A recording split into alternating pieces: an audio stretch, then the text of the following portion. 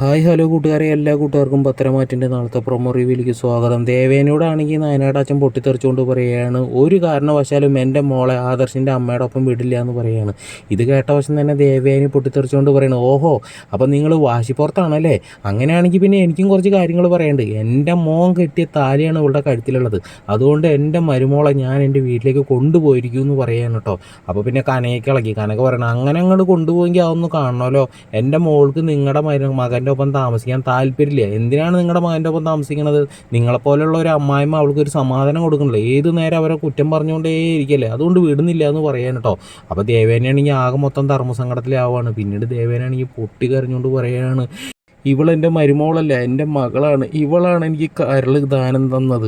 ഇവളുടെ നന്മ ഞാൻ മനസ്സിലാക്കിയില്ല. എൻ്റെ പൊന്നു മോളാണ് ഇവള്. ഇവളെ എനിക്ക് വിട്ടു തരണം. ഇവളില്ലാതെ എനിക്ക് ജീവിക്കാൻ പറ്റില്ല എന്നൊക്കെ പറഞ്ഞിട്ട് പൊട്ടിക്കരയണട്ടോ. ഇതൊക്കെ കാണുമ്പോൾ കനകയ്ക്കും ഈ പറയണ നായനയുടെ അച്ഛനും എല്ലാവർക്കും ഭയങ്കര സന്തോഷമാവാണ്. അങ്ങനെ നമ്മുടെ ദേവേനി നായനേനെയുമായിട്ട് ബാഗൊക്കെ എടുത്തിട്ട് നേരെ അനന്തപുരിയിലേക്ക് വരികയാണ്. ആദർശാണെങ്കിൽ ഇതൊന്നും അറിയുന്നില്ല കേട്ടോ. ആദർശ് ഇങ്ങനെ ഞെട്ടി ഇങ്ങനെ നോക്കി നിൽക്കുകയാണ് കേട്ടോ സുഹൃത്തുക്കളെ.